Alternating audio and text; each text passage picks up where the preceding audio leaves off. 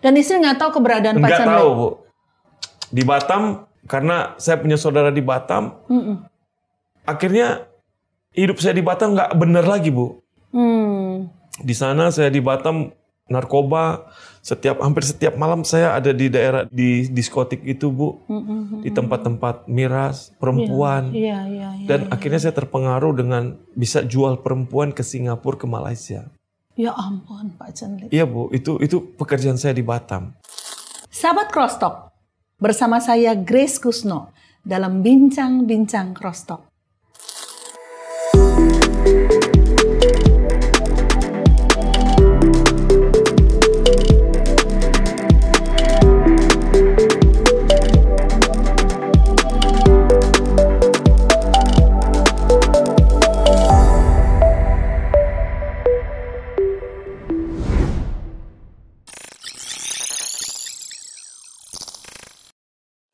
Kali ini kita kedatangan seorang narasumber yang kisah hidupnya cukup unik. Bagaimana mungkin seseorang bisa berkata bahwa kondisinya yang tidak mudah, di mana beliau akhirnya harus menjadi seorang tunanetra.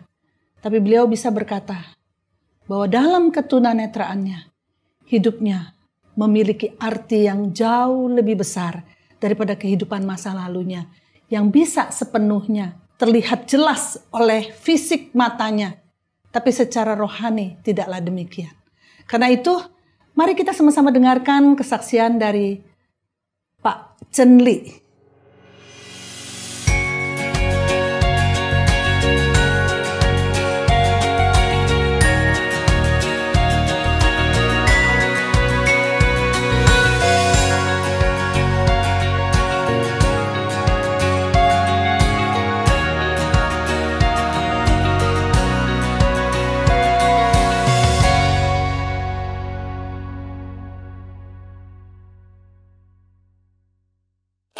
Pak Cenli, apa nama lengkapnya, Pak? Saya Cenli Rawung, Bu. Cenli Rawung, ya? Sebenarnya nama lengkapnya Anderson Cenli, Bu.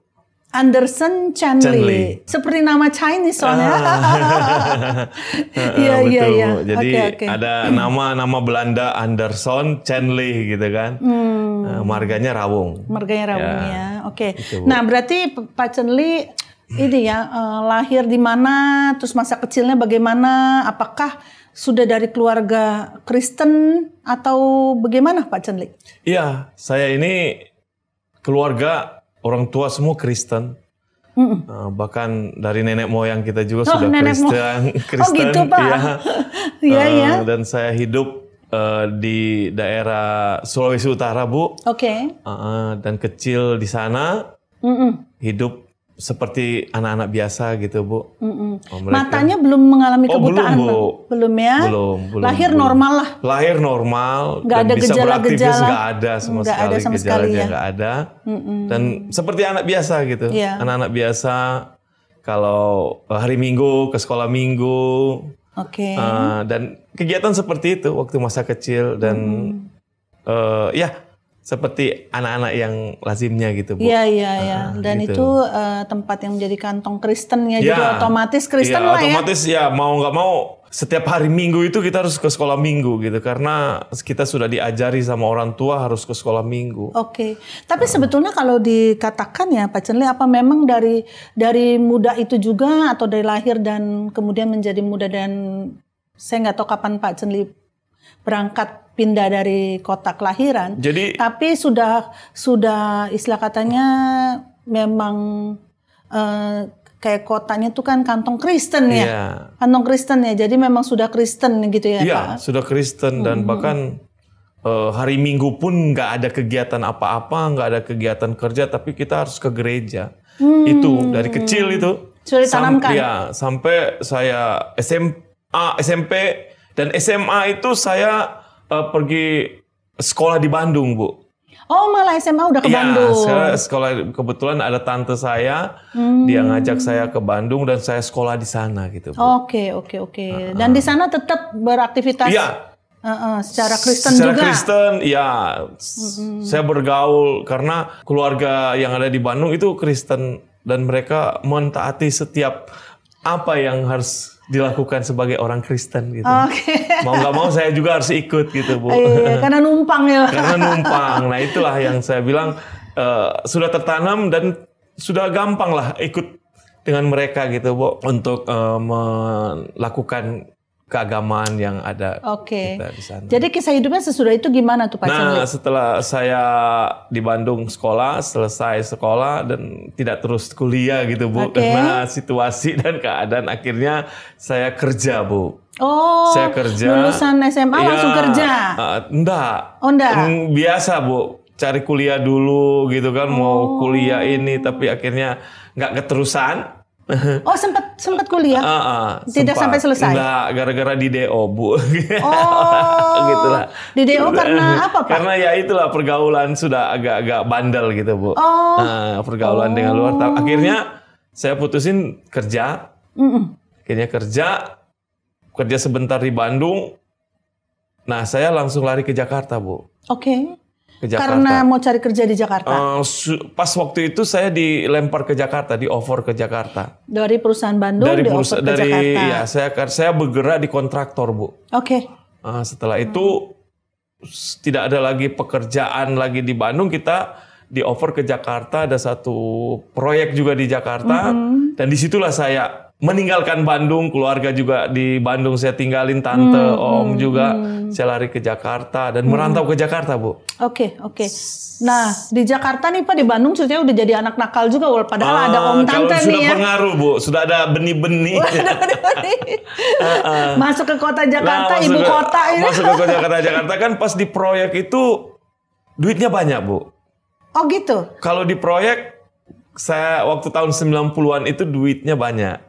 Artinya Pak Chen Li jadi lah. Iya, Pak Chen Li diangkat jadi kayak semacam supervisor atau apa gitu? Iya, saya waktu itu supervisor sekalian ada pegang proyek juga karena ada pimpinan proyek. Dipercaya langsung jadi pimpinan proyek. Dan itu duitnya banyak, Bu. Oke.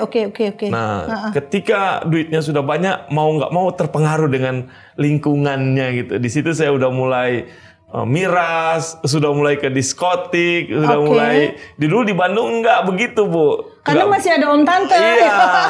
Begitu ke Jakarta lebih bebas ya, Pak? Lebih bebas, Bu. Dan di situ saya merasakan hidup dunia gitu di situ gitu. Sampai ke miras. Sampai ke miras, sampai ke narkoba, sampai narkoba ke juga. Free sex itu saya lakukan gitu, Bu.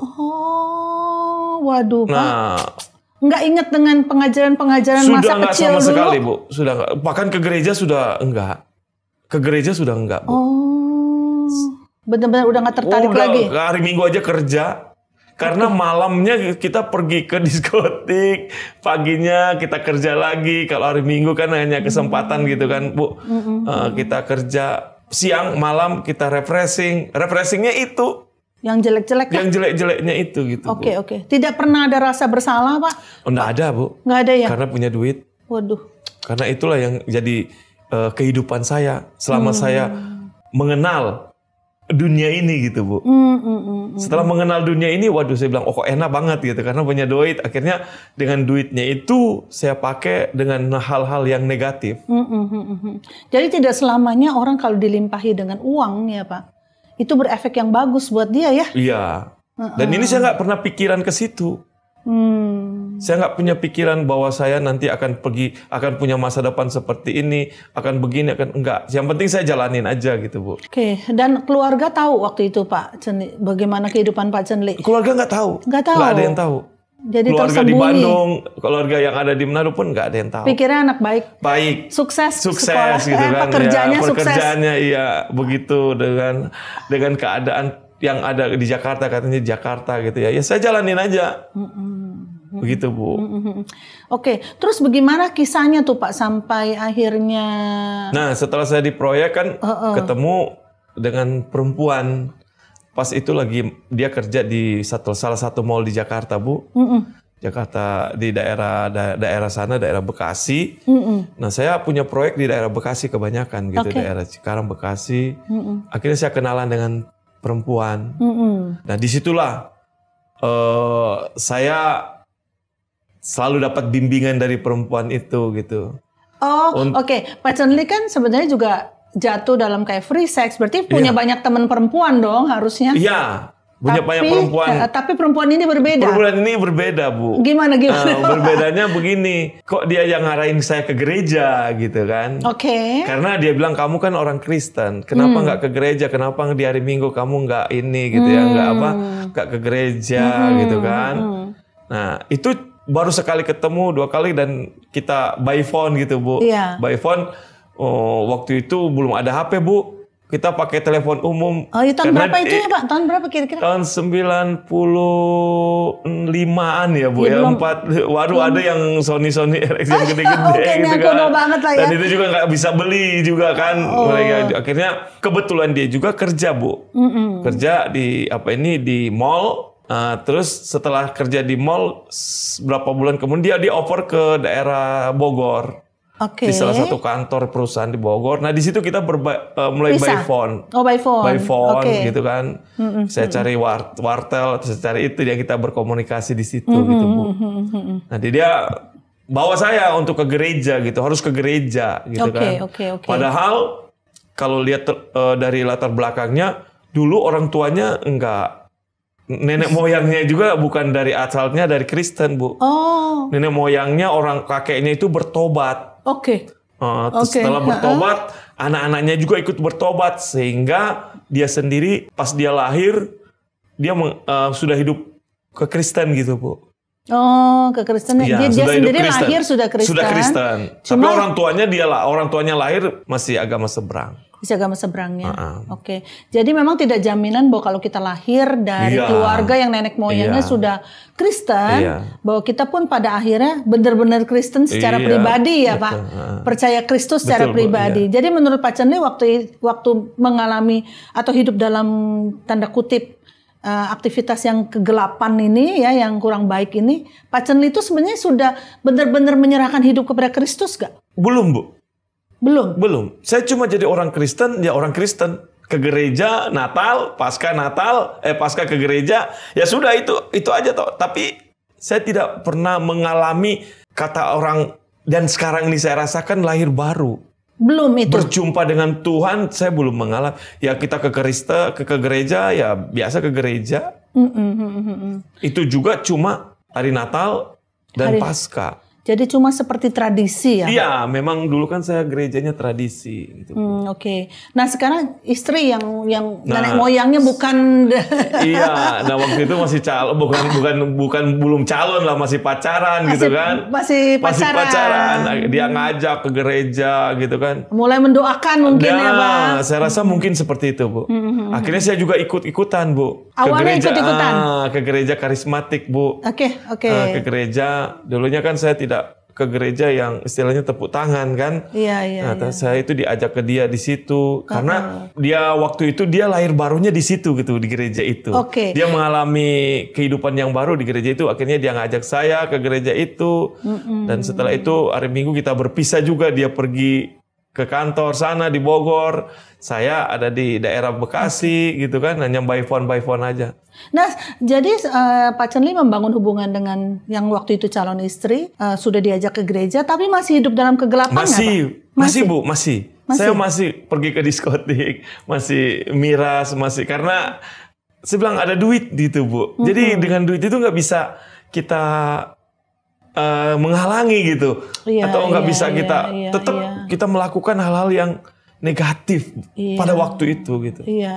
Dan belum bertemu pribadi Tuhan pula. Betul. Ikut ke gereja karena si calon istri itu ya, Pak? Semata-mata ya. Semata-mata gitu kan. Jadi nextnya gimana, Pak? Akhirnya setelah nikah itu atau? Saya tinggalin dia, Bu. Saya tinggalin dia, nggak ada hubungan lagi dengan dia selama 2 tahun. Dari 95. Pokoknya cuma sebentar kita punya komunikasi seperti dengan dia. Akhirnya saya tinggalin dia gitu, Bu. Nggak ada hubungan, nggak ada inilah by phone gitu ya, nggak ada sama sekali. Putus gitu. Lalu tetap dia juga mungkin merindukan gitu buat saya gitu ya. Tapi memang jodoh ya, Bu ya. Nah satu kali ketemu, Bu. Pak Chen Li meninggalkan dia pindah kota atau masih Jakarta? Sebenarnya masih di Jakarta, Bu. Sebenarnya saya nggak mau berhubungan lagi dengan dia gitu ya. Udahlah dia udah karena bawel lagian ya Pak, malas.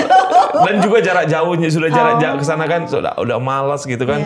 Lebih baik saya sendiri buat fokus. Akhirnya saya tinggalin dia selama hampir setahun lebih ya. Iya, setahun hampir. Ya pokoknya hampir. Saya nggak ada komunikasi sama dia, Bu. Nah, satu hari kelak, saya nggak tahu kenapa, berkomunikasi dengan dia gitu. Saya coba gitu berkomunikasi dengan dia gitu di perusahaannya. Dia masih ada nggak dianya gitu kan. Harapan saya udah nggak ada gitu. Tapi pas waktunya itu ada dia yang angkat gitu ya. Ya, disitulah kita masih lanjut. Dan disitulah kita sudah ketika saya ketemu dengan dia sudah punya rencana yang masa depan untuk kita bisa mau sama-sama menikah. Tapi sebenarnya ibu tuh udah tahu belum sih kalau Pak Chen Li tuh kehidupannya sehari-hari udah tahu, Bu. Tapi tetap mau ya? Iya, dia udah ngerti Kak, karena dia sering melihat katanya orang proyek seperti itu gitu kan. Saya. Tapi dia belum sampai mengerti sampai ke dalamnya bagaimana, tapi dia udah bilang ini kehidupannya seperti itu gitu. Tapi ketika kita ketemu dan saya buat sendiri komitmen, Bu, bahwa kita nggak bisa begini-begini. Kamu mau nggak? Kita akan lebih lagi gitu. Iya.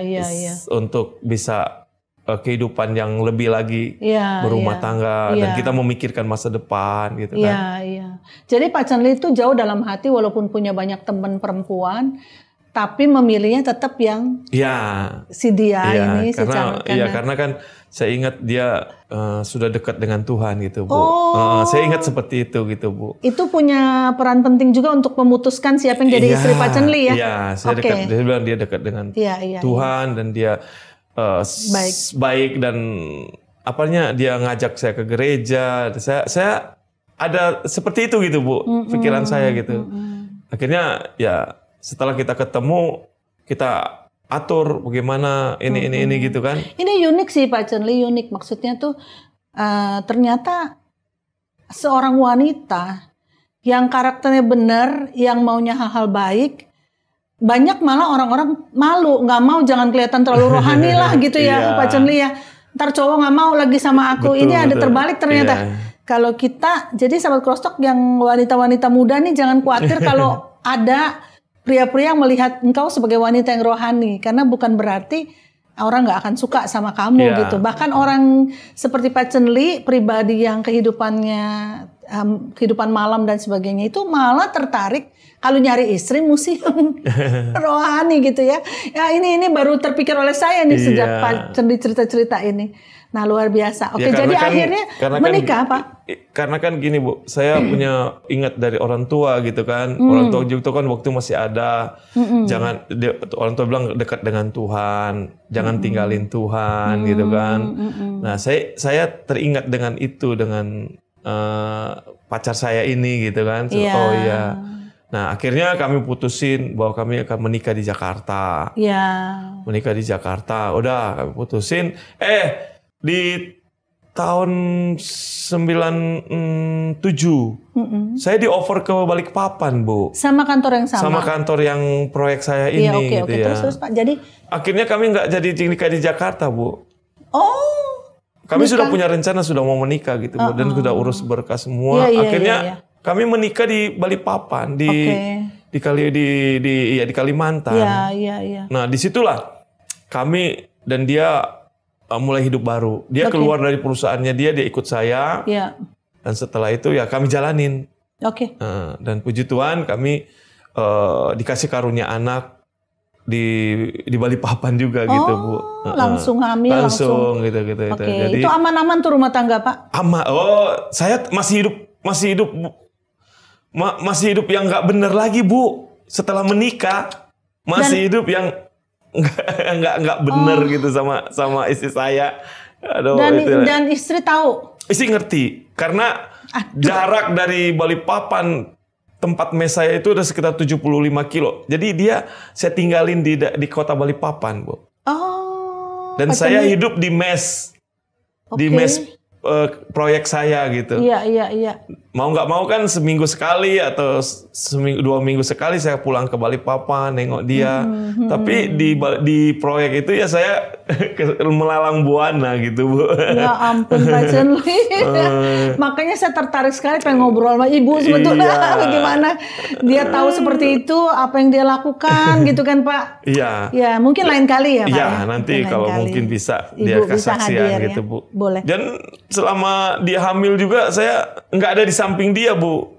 Saya ada di proyek dan pergi ke sana ke sini setiap selesai proyek. Kalau proyek sudah selesai jam 10 malam saya pergi. Itu masih miras. Masih, free sex Bu. sama masih, narkoba, Pak? masih, Bu. Waduh. Masih mungkin ada teman-teman yang bisa mungkin lihat saya seperti ini gitu ya. Oke. Terus bagaimana Pak Cenli bisa sampai akhirnya kan tadi bilang cuma tradisi Ya. dan karena belum pernah bertemu Tuhan secara pribadi, belum lahir baru. Gimana proses lahir barunya tuh Pak Cenli? Akhirnya Bu begini, setelah saya sudah itu, saya dengan istri karena proyek sudah selesai. Proyek kan kalau kita di daerah itu nggak lama, Bu. Oke. Saya balikin dia ke Jawa, Iya. ke orang tuanya, Iya. dan setelah itu saya tinggalin, Bu. Ketika anak kami keluar, sudah ada sekitar 4 bulan, saya pergi ke dia. Anak pertama. Saya pergi, Bu. Bentar.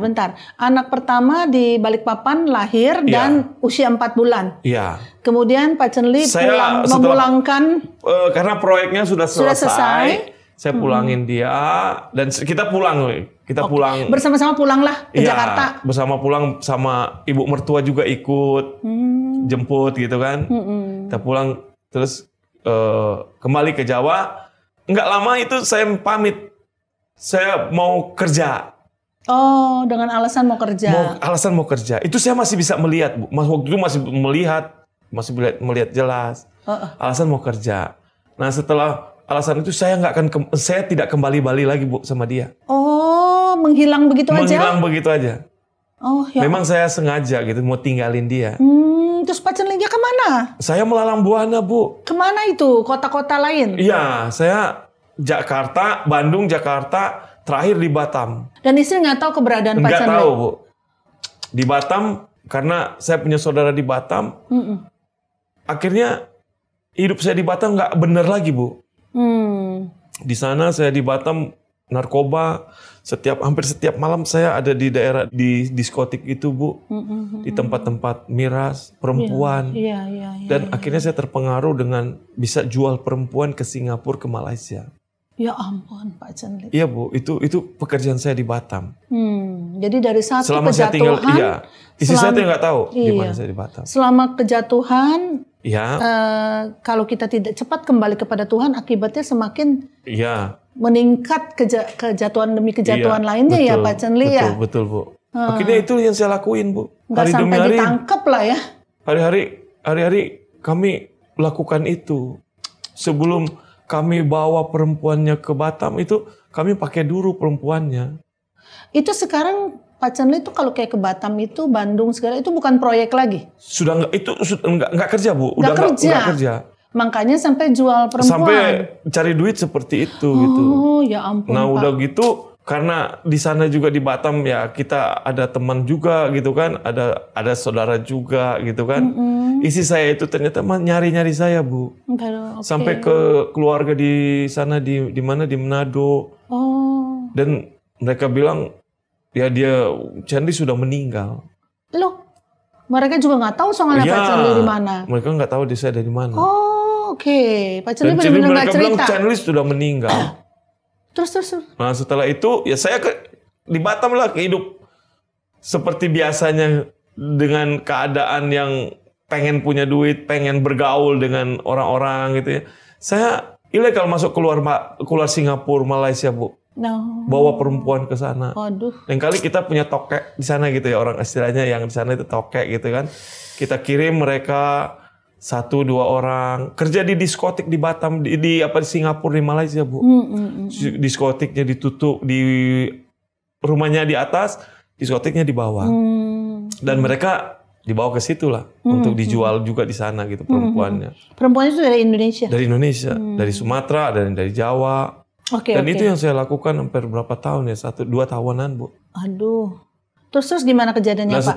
Bagaimana bisa sampai buta? Nah itu. Nah setelah itu, lagi enak-enak di Batam, saya dipanggil sama perusahaan saya. Yang sebelumnya kirim ke Balikpapan itu? Iya. Oke. Terus? Dia bilang, Chenli, kamu ada proyek di Manado. Salah satu, salah satu perusahaan air mineral. Nah, saya kerja di sana, Bu. Di offer ke sana, saya balik ke Jakarta. Tapi waktu itu saya dengan istri sudah kontak-kontakan, Bu. Pak Chenli setelah mendapat kabar akan punya kerjaan di Manado. 1-2 bulan itu dia telepon saya di rumah, nggak tahu dari mana nomor teleponnya, di tempat tinggal saya. Di Batam? Di Batam. Saya telepon pagi-pagi, saya baru pulang pagi-pagi, Bu. Nah, di situ saya lihat suaranya. Dia nggak percaya Pak Chenli udah meninggal dong berarti? Enggak, justru itu dia nggak yakin. Karena dia dapat tahu dari saya itu sama keponakan saya. Pak Chenli itu ada di Batam. Akhirnya dia telepon, dia kasih nomor. Dia telepon pagi-pagi, Bu. Pagi-pagi subuh saya baru pulang, saya angkat, ini siapa telepon. Saya bilang, halo, dengar suara dia. Terus dia bilang, kamu, Pak. Akhirnya saya tutup, Bu. Saya tutup teleponnya. Akhirnya saya nggak tega, akhirnya ya besoknya dia telepon lagi, saya angkat. Dan di situ kami sudah mulai komunikasi. Setelah komunikasi hampir 1 bulan, akhirnya saya dipanggil sama perusahaannya. Perusahaan saya waktu di Jakarta ini ke Balikpapan dulu. Nah setelah itu saya dapat tiket, Bu, untuk pergi ke Manado. Tapi saya harus transit ke Jakarta dulu. Transit ke Jakarta, saya bilang sama istri saya, nanti dijemput saya mau ke Manado, langsung besoknya saya mau ke Manado. Itu tahu, Bu, apa? Semua pakaian saya dari Batam itu semua ketinggalan di taksi. Iya, ketinggalan itu. Saya nggak tahu ini karena mungkin Tuhan punya rencana bisa ketemu dengan istri saya ini atau gimana. Semua, Bu, ketinggalan di taksi. Itu namanya taksi Bluebird, Bu. Saya nggak terlacak, Bu. Saya telepon di pul-pulnya nggak sama sekali. Sampai pokoknya barang-barang saya semua ketinggalan. Tinggal nggak ada itu cuma di badan. Mau nggak mau saya harus telepon sama istri. Sebetulnya nggak niat ya, Pak? Nggak niat, Bu, tadinya. Saya nggak mau ketemu dengan dia. Akhirnya saya telepon sama istri, saya nggak ada baju, nggak ada apa segala macam. Ternyata dia masih punya baju buat dari saya punya dulu gitu ya. Masih dia simpan. Nah itu akhirnya bisa ketemu dengan dia gitu, Bu. Semalaman. Nah besok pagi saya langsung terbang ke Manado. Iya. Itu ketemu anak juga dong, Pak? Enggak, anak kami gara-gara ekonomi, Bu. Istri selama ini kan saya nggak biayain mereka. Istri kerja. Kerja lagi. Terus dia yang biayain keluarga anaknya sama mertua, Bu, ditinggalin ke mertua. Dia merantau ke Jakarta. Dia merantau ke Jakarta. Anaknya karena mertuanya juga susah, akhirnya dia cari duit. Dan setelah itu, ya itulah biayanya sama dia yang ongkosin gitu. Saya itu 3 tahun, Bu, depresi. Artinya bagaimana? 3 tahun itu nggak bisa lihat di luar sana, Bu. Nggak mau keluar sama sekali? Nggak mau keluar. Dan itu keadaan sensitif. Istri pulang kerja saya marahin, Bu. Pulang terlambat, saya marahin. Istri saya, pokoknya sensitif sekali. Saya mengalaminya itu, Bu. Ke gereja saya nggak mau. Jadi benar-benar saya nggak mau. Benar-benar nggak bisa terima kondisi kebutaan ya. Dengan keadaan begini saya belum bisa terima. Oke. Sahabat Crosstalk, agar kesaksian ini dapat menjadi berkat kepada lebih banyak orang, yuk like and share kesaksian ini kepada keluarga dan teman-teman lainnya. Bagi sahabat Crosstalk yang diberkati melalui kesaksian ini, mari berbagi di kolom komentar. Dan subscribe agar tidak ketinggalan kesaksian-kesaksian lainnya.